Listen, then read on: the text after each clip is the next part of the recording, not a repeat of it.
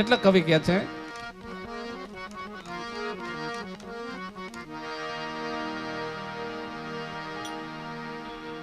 ગરીબ હોય તો ભલે, શ્રીમંત હોય તો ભલે, પણ ઈશ્વરને ખોળે, ઈશ્વરના ભાવમાં તો બધાય હરખા છે. એકાદ કાઢીને હું તમને યાદી કરાવું છું. નાના મોટા હોય તો ભલે, ઝૂંપડીમાં રહેતા હોય તો ભલે, આના મોટા મહાલયમાં રહેતા હોય તો ભલે, પણ જેનો જેવો ભાવ છે એવો ઠાકર આપોઆપ આવીને ઉભો રહ્યો છે. એવા ભક્તમાળામાં પણ હજારો દાખલા પડ્યા છે. પણ મારે છંદની બે કડી આપણે આગળ રજૂ કરવી છે કે જગદંબાને માનો તો ભલે અને ઈશ્વરને માનો તો ભલે, પણ ભરોહો દ્રઢ હોવો જોઈએ. એટલે કવિ કહે છે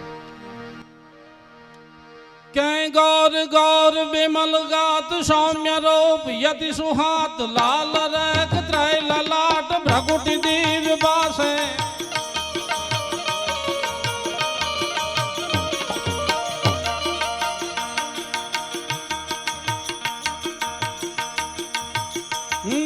गौर गौर विमल गात सौम्य रूप यति सुहात लाल रेख त्रय ललाट भ्रकुटी दीव बासे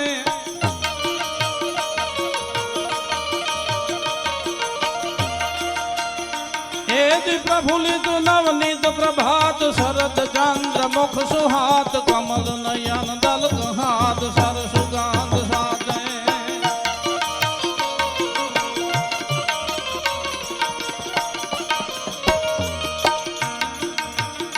भाई श्रावण गण घटा जात कुंजित बैने कलाप श्रावण कुंडल सुहात तड़ित नत कहावे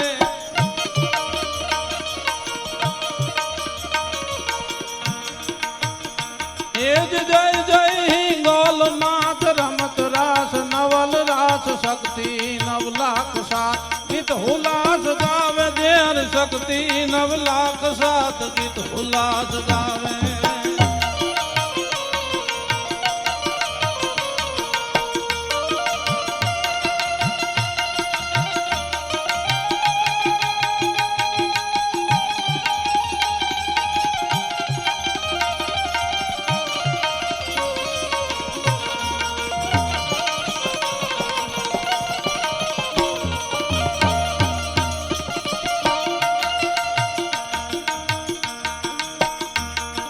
गहगत नवगान मान द्रगन मगन सुभगतान शब्द सूर ध्वनि प्रमाण मोहिनी सुभावे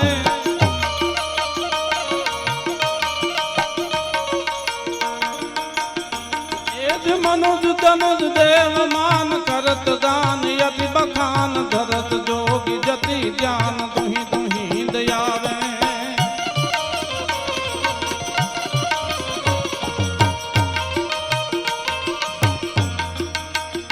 भाई जयती जयती जहान माहिंगोल तू महान कवि आप करत गान प्रिय जुबान पावे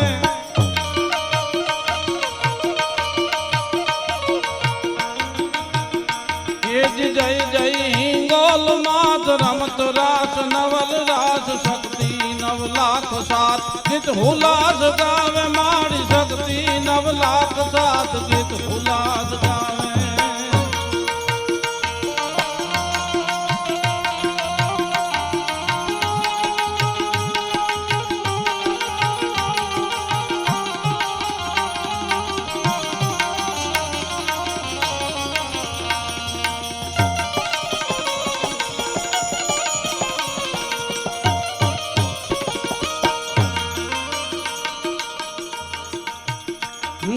गहगत नवगान मान द्रगन मगन सुभगतान शब्द सूर ध्वनि प्रमाण मोहिनी सुपावे जय जय हिंगोल मात रमत रास नवल रास शक्ति नव लाख सात गीत हुलास गावे मारी शक्ति नव लाख सात गीत हुलास એ મોગરિયું ખાય અને જે આપી હગે ગાયું એ ઠાકર છે. ગરીબ ગામને એ દીકરીને એમ ન થાય કે અમે ગરીબ છે એટલે અમારા ઘરે ઠાકર નો આવ્યો, એવો જેનો સમભાવ હોય, સમદ્રષ્ટિ એ પંચાળના કેબી પરંપરાના પિરાણાને લાખ લાખ વંદના કરું છું. વિશેષ કાંઈ ન કહેતા, ચારણ સાહિત્યમાં વર્ષા ઋતુના વર્ણન તો લગભગ કવિઓએ કર્યા છે. તુલસીદાસે પણ ઘન ઘમાંડ નભ ગરજત ગૌરા પ્રિયા હીન ડરપત મન મોરા, તુલસીએ પણ વર્ણન કર્યું છે. પણ એ જ જ્યારે વર્ષા ઋતુનું વર્ણન ચારણ સાહિત્યના છંદોમાં નહીં પણ લોક ઢાળમાં કવિ કાગ લઈ આવે. એટલે કે ઝૂંપડીમાં રહેતો હોય એ સાંભળે ને મોટા મહાલયમાં રહેતો હોય એ સાંભળે. અને વર્ષા ઋતુના આગમનને કેવી રીતે વધાવે એમાં રામચરિત માનસ રૂપી જ્ઞાન ગંગાને આપણે વધાવી અને નમન કરી અને કવિ કાગ વર્ષા ઋતુના વર્ણનને વધાવે છે અને કહે છે બધાય સમજી શકે એવો લોક ઢાળમાં કે બોલ્યા બોલ્યા મધુરા તું નામો,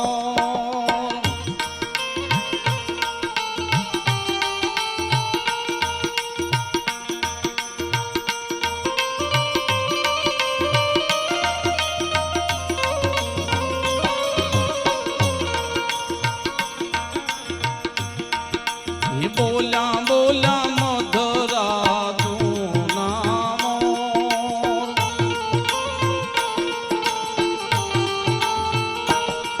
બોલ્યા બપૈયાએ દીધા રે વરના વધામણા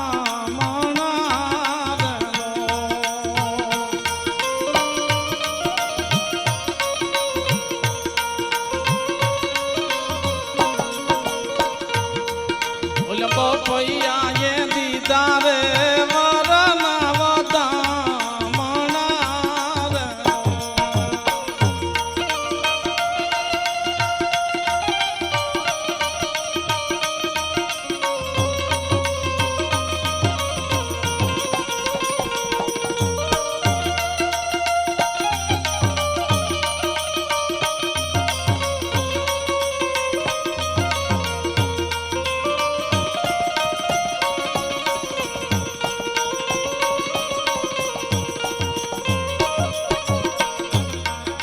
વર રાજાનો કાળો પણ મીઠો વાન,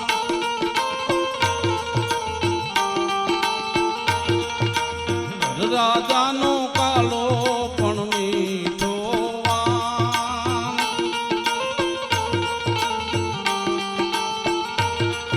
એન દાનડિયું એ ઓટા રે કાળા કાળા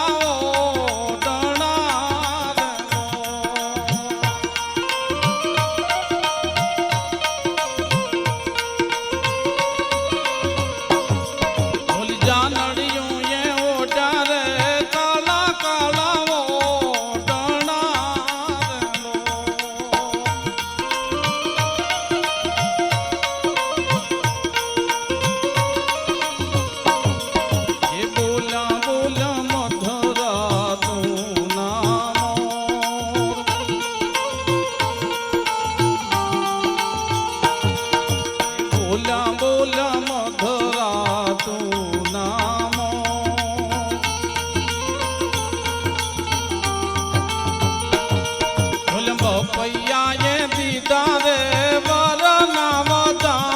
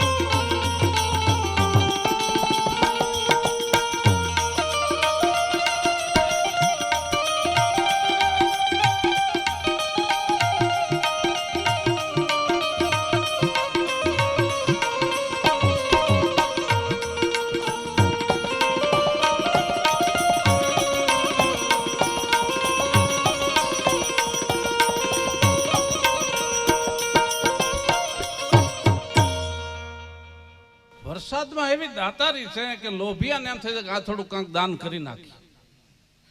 એ વરસાદની દાતારી છે. તમે જોજો 8-10 ઇંચ વરસાદ પડે એટલે જે કોઈ દી પાન ન ખબર તો એ કે હાલ તે પાન ખાવા જાય. આપણને થાય કે આ કોઈ દી નો કે આને કેમ કે પણ એ દાતારી વરસાદની છે. જે વેપારી પાસે મીઠું ઉધાર ન દેતો અને 8-10 ઇંચ વરસાદ થાય એટલે એ કહી જાય બાપા હાથે માટેમનું હટાણું ધૂમતાર લઈ જજો. એ વરસાદની દાતારી છે. એમ ઠીક થવું દલ ઠારવું અન કરવું પર હિત કામ તરવું અન ભવ તારવું ઈ વહમું છે વશીરામ. પણ રણજીત મામા મને ભલામણ કહે છે કે સુરત દાદાના જે બે ભાવ ભીમોરા લખેલો એ 2-3 કડી હું આપને સંભળાવી અને બધા કલાકારને ન્યાય મળે એ પ્રમાણે, કારણ કે અહીં રાઘવના ખોળે બધા મળ્યા છે. ત્યારે ભીમોરા વઢા બાપુ ખાતરના જ્યારે હું દર્શન કરવા ભીમોરા એની ખાંભી ગયેલો, એમાં પ્રભાતનો પોર સવારનું ટાણું છે અને હું વઢા બાપુના દર્શન કરવા ભીમોરા ગયેલો. જે ભીમોરાની ધરતી ઉપર એવો એક અડાભેટ દરબાર છે. મારે પાલરૂપા પાલીએ દુહામાં તો એમ કીધું છે કે ભીમોરા કાશી ભણા જેના ગંગા જેડા નીર પંચાળે વઢો પીર હુવો પરગટ હામાવોત હે નાડી હમીરરા વૈદક હોડ વદા પીધે પાહોરરા આડા ભાંગે વઢિયા. એ વઢા બાપુના દર્શન કરવા કરું ભીમોરા ગયેલો. એ ભૂમિ પર એવા મર્દાવરત પુરુષ જન્મા છે, એવા ભક્તો જન્મ્યા છે. એના દર્શન કરવા જ્યારે હું ગયો એમાં પ્રભાતનું પોર એનો રૂપક બધાનો છે. ગાંડી ગરી હોય, માલધારી માણા પોતાની ભેંસું આમ છૂટ્યું ચરત્યું હોય, ડુંગરના અધાલમાં દાણો દાણો થયો અને ભેંસું જ્યારે પોળ્યું હોય ત્યારે રૂપક એવું દેખાય કોઈ પસેડી પાથરી એનીમાંથી એક મુઠ્ઠી અડદના દાણાનો આમ ઘા કરો અને પસેડીમાં જેમ અડદના દાણા નોખા નોખા થઈ જાય એમ ડુંગરના આધોલમાં જ્યારે ભેહું પોળ્યું હોય અને માલધારી જ્યારે નેહડાનો રહેવા વાળો હતો એ પડકે પછી અરડક હોય તો ભલે, હિરણ હોય તો ભલે, સિંગવડું હોય તો ભલે, પોપટ હોય તો ભલે, જે નદી હોય એના હાથ પગ ધોઈ અને ભગવાન ભાસ્કર ઉગતો આવતો હોય સૂર્યનારાયણ એને સામે પાણીનો ખોબો ભરીને એમ કે બાપ હે ભાસ્કર હે દેખતા દેવ, સંસ્કૃતના જાણનારા તો તને સંસ્કૃતમાં અર્ક આપે, પિંગળ અને ડીંગલના જાણકારા તને બાપ પિંગળ અને ડીંગલમાં અર્ક આપે, પણ હું તો માલધારી માણસ છું, પિંગળે નથી જાણતો, ડીંગળે નથી જાણતો અને સંસ્કૃત નથી જાણતો, પણ બાપ મારો ભાવ સાચો છે તું સાંભળજે. એ હાથ પગ મોઢું ધોઈ અને હાથમાં આમ પાણીનો આમ ખોબો ભરીને ભગવાન ભાસ્કરને આરાધના હોય અને એના ઠાકરને રીઝવતો હોય એનો મેં ભીમોરે આ ભાવ લખેલો છે. એની 2-3 કડી યાદી કરાવું છું.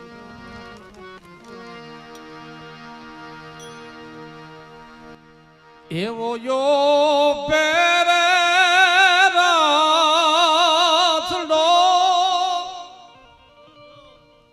એવું ગમણે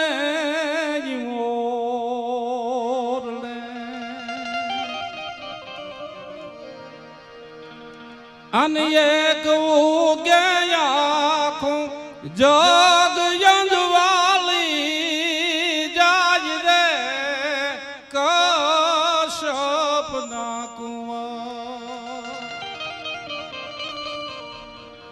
એવા ભામણા રે લીયા હું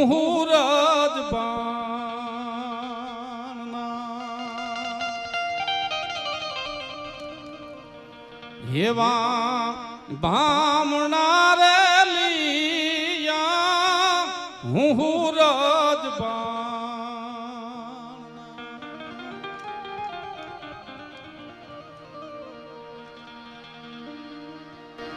કરોડો દીવા ઉગ્યા હોય તો ભલે અને કરોડો આવી લાઈટો કરીએ તો ભલે એ રાતનો ભાગે અર્ધેકમાં અંજવાળું થાય. એટલે આ ભાવમાં મેં કીધું હે નારાયણ, કરોડો દેવતા આપણા સંસ્કૃતમાં એમ કહેતા 33 કોટી દેવતા છે. એ 33 કોટી દેવતા હોય તો ભલે ને આ કરોડો આવા તારા ગણો હોય તો ભલે, પણ બાપ તારા ઉગ્યા વગર રાત નો ભાંગે.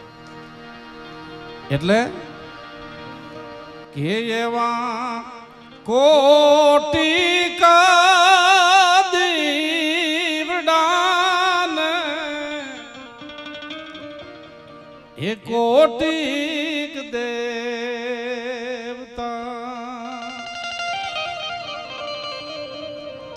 पण रात नो भांगे तो वीण कोई थी राण रे कश्यप ना कुंवर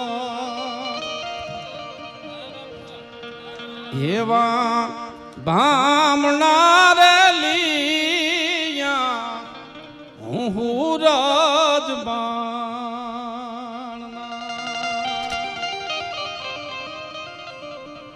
यदि एवा बामणा रे लिया हूँ राजबाणना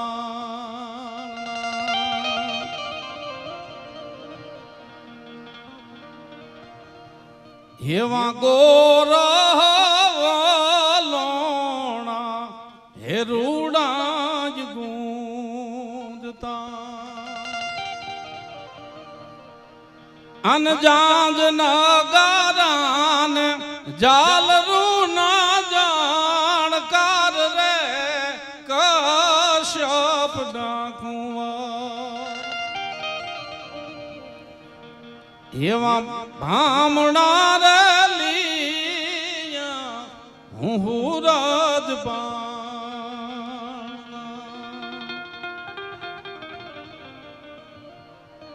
छेले के अंधकार केले हे काला ओढ़ना अन पुण्य नो गोविंद 14 लोक प्रकाश रे कश्यप ना कुंवर एवा बामणा रे हूँ राजबाणना એટલે કવિ કહે છે ક્યાં દુષ્કાળ ડરાવે ફાલ ફડાવે મેં હનયાવે મુરજાવે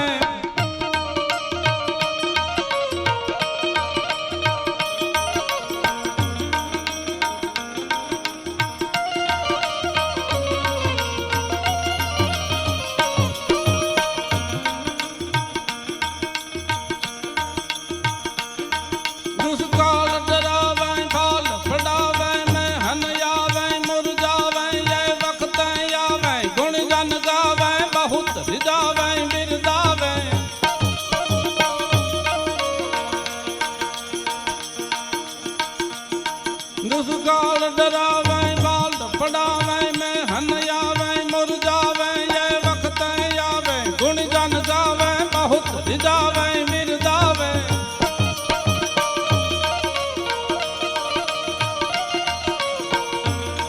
दातार निभावे पंड दुख पावे ना मुख नावे दाम नथी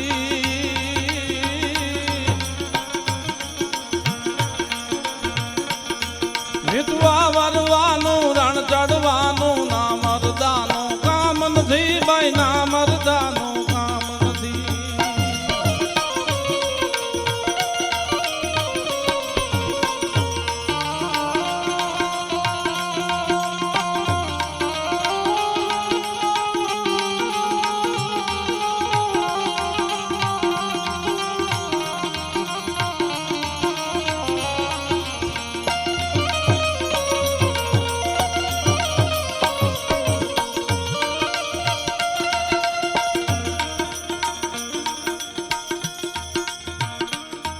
રોણા બાવાનું ગુણ ગાવાનું ખવડાવી નહીં ખાવાનું સંપતો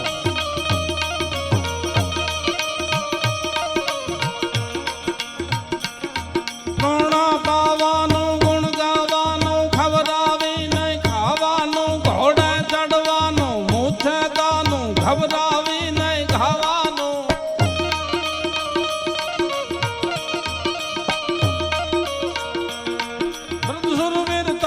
પ્રભુ કૃપાનું વીર થવાનું મહારથી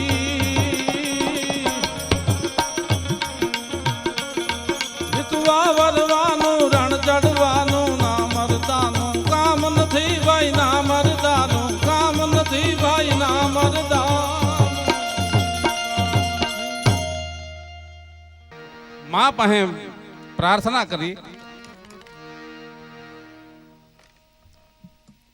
હે ભગવતી, હે વેળિયા વાલી, હે જગદંબા, તને પ્રાર્થના છે. કવિ કે છે શું કીધું કે વારે માડી આવજે વેલી રે બાલુડાન થઈને બેલી, વારે માડી આવજે વેલી રે બાલુડાન થઈને બેલી, હરિયાળી મેઘની હેલી નીર નવેલી નેહને જાળી રે ભજામો માઈ ભજાલી રે ભજામો માઈ ભજાલી રે. એમાં કે માડી દલ મોજની મેરું રે લાખો જેમ દરિયા લેરું રે આયલ તોલું તેજ યાનેરું શુભ સવેરું ધન ધજાલી રે ભજામો માઈ ભજાલી રે.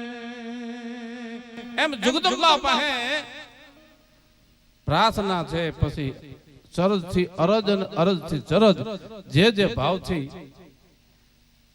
પ્રાર્થના કરી છે એમ છંદોમાં, દુહામાં, લોકગીતોમાં, ભજનોમાં, એમ ધનકુમાં ખૂબ સારા ભાવથી ભજનો આપ સૌને સંભળાવ્યા છે. ફરી હું ભરતદાનભાઈ ગઢવીને કહું કે પછી આવો, આપને અને ડાયરાને મોજ આવે એવી કાંઈક લોક સાહિત્યની વાતો લઈ આપની સમક્ષ આવે ભાઈ શ્રી ભરતદાનભાઈ ગઢવી.